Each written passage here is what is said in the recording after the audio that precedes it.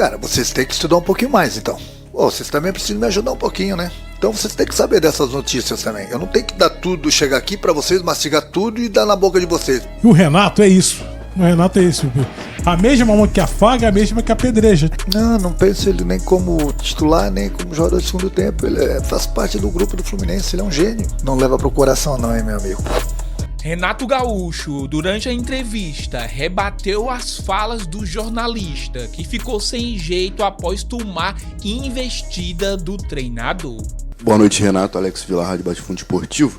Bom, essa semana o Fluminense teve a contratação do Santiago Moreno, ele ficou regularizado para poder atuar ontem, né? Eu queria saber por que você não relacionou ele, se foi uma questão física, talvez por entrosamento, enfim, qual o motivo por não relacioná-lo já nesse jogo? Cara, vocês têm que estudar um pouquinho mais, então. Com todo o respeito, o cara tá parado há uma semana. O cara não conhece nenhum companheiro dele.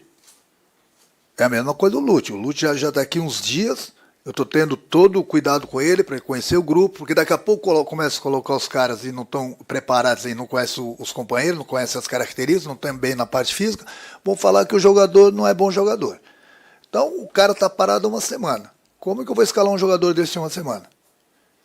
Ele tem que treinar, tem que recuperar a forma física dele, ter um tempo de adaptação, ele precisa conhecer melhor os companheiros deles, para eu não colocar ele na arena sem ter isso tudo na cabeça dele. Daí eu estou entregando ele para os Leões. Da mesma forma o Lute, eu acabei de falar hoje eu só não coloquei ele justamente por isso. Ele estava jogando uma vez por semana nos Estados Unidos, lá o ritmo é totalmente diferente do Brasil. Eu começo a colocar um jogador desse, se ele não estiver preparado, e esse é o meu trabalho, tem que preparar os jogadores, principalmente os jogadores estrangeiros. Vocês viram que o Arias sofreu aqui, né? O Arias sofreu durante um ano, o Arias. Então o cara chegou aqui ontem, fez os exames médicos. Não é porque ele está no bid, que ele tem condições de jogar, que ele tem que ir para o jogo. Aí eu ponho ele para o jogo, sem condições físicas, sem conhecer ninguém, daqui a pouco ele tem uma lesão. Aí o responsável é o treinador que botou o jogador que não estava preparado. Então vocês têm que saber dessas notícias também. Eu não tenho que dar tudo, chegar aqui para vocês, mastigar tudo e dar na boca de vocês. Por que vocês não se informam? O cara não está jogando há uma semana, o cara chegou ontem, o cara precisa treinar, o cara precisa conhecer os companheiros. Pô, vocês também precisam me ajudar um pouquinho, né? Renato, Pedro Brandão do Lance. Parabéns pela vitória inicialmente. O Ganso hoje ele fez a partida com mais minutos desde maio, a segunda com mais minutos no ano.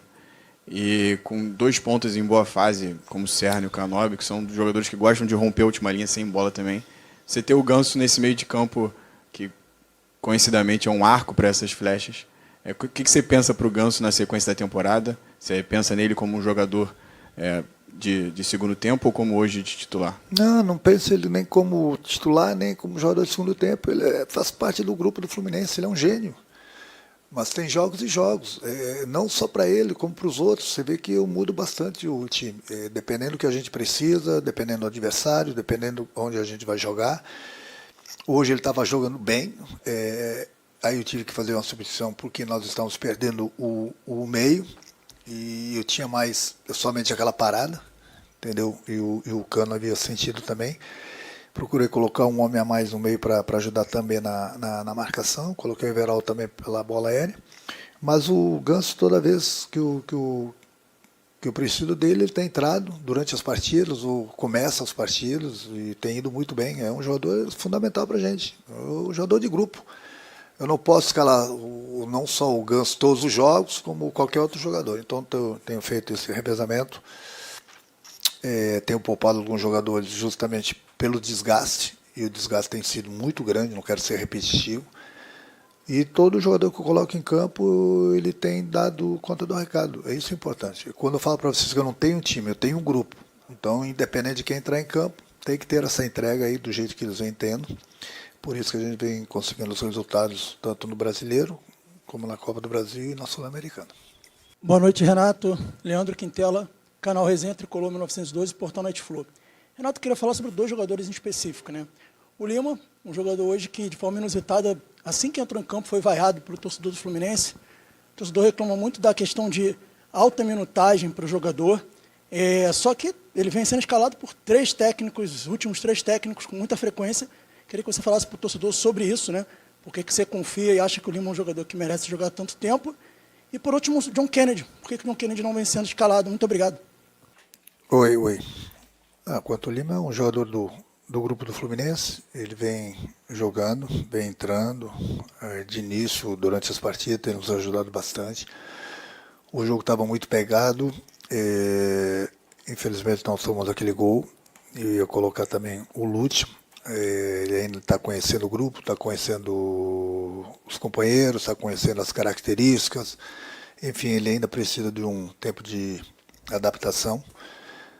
Então, por isso que eu vou soltando ele aos poucos. Mas hoje o jogo estava muito pegado e, de repente, poderia faltar um ritmo a mais para ele. E a gente já estava perdendo o meio para o Fortaleza. Então, eu resolvi colocar o Lima, que é um jogador que está com ritmo de jogo. O John Kennedy, ele faz parte do grupo do Fluminense também. O Everaldo vem jogando juntamente com o Cano. Os dois vêm fazendo gols. Eu tenho falado com o Kennedy. Mas é difícil, as situações toda hora os jogos apertados.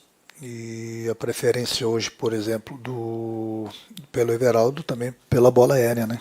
O Everaldo é alto, ajuda bastante, tanto lá na frente como na parte defensiva. Gostaria de dar mais chances, mas tem que ser na hora certa. Não dá, eu tenho 5 substituições e eu muitas vezes prefiro esperar um pouco para ver o que está acontecendo no jogo. E todos os jogos têm sido difíceis, todos os jogos têm sido apertados. Então não dá para fazer mais do que 5 substituições. Mas é um jogador que tem toda a minha confiança. Renato, boa noite. Cauã Tinoco, do Jornada KTO 1902. Renato, cerca de um mês atrás, os centroavantes do Fluminense vinham sendo bastante criticados, né, pela falta de números em gols, mas nos últimos 6 jogos, né, o Fluminense fez 10 gols e 6 deles foram dos 2 centroavantes, né, 3 do Everaldo e 3 do Germancano. Ao que você atribui essa melhora ofensiva do Fluminense, principalmente desses 2 jogadores que você vem alternando bastante na equipe titular? E você chegou a comentar na última coletiva que você tem basicamente 2 equipes, né, uma nas Copas e uma no Brasileirão. A escalação do centroavante em específico nesse rodízio segue um critério de quem está melhor no momento ou tem um encaixe também com cada uma das equipes? Muito obrigado. Não, os dois também, como eu acabei de falar do Kennedy também, é um jogador que tem toda a minha confiança, como o Everaldo tem, como o Cano tem, jogadores que eu sempre procurei passar muita confiança para eles durante o treinamento, durante os jogos. O Everaldo, você vê que era um jogador bastante criticado, hoje ele já caiu na graça da torcida pelos gols, pela entrega que ele vem tendo nos jogos. Da mesma forma o Cano voltou a fazer gols. É importante você ter jogadores, principalmente lá na frente, jogadores que fazem gols. Então não tem preferência para o jogo brasileiro, sul-americano, a Copa do Brasil. É o ritmo na sequência dos jogos, eu tenho escalado tanto um quanto o outro. E eles têm feito os gols, têm nos ajudado. A gente não está dando preferência para uma competição, a gente está procurando avançar nas 3 competições. Então por isso que hoje o jogo era importante, da vitória diante do Fortaleza, para a gente dar mais um pulo no Campeonato Brasileiro. Fomos a 27 pontos. Conseguimos já a classificação para as quartas da Copa do Brasil. E terça-feira nós temos mais 90 minutos dos 180 que a gente vai jogar contra o América. Conseguimos uma vantagem mínima lá na Colômbia, que a gente espera, e eu espero também que o torcedor possa comparecer em massa na próxima terça-feira para nos apoiar, porque o nosso objetivo é a gente conseguir a classificação. Não conseguimos ainda, até porque é um jogo pegado, um jogo difícil. Você vê que o América jogou na última quinta-feira com o time totalmente em reserva. Então eles estão praticamente com o time todo que jogou contra a gente descansados.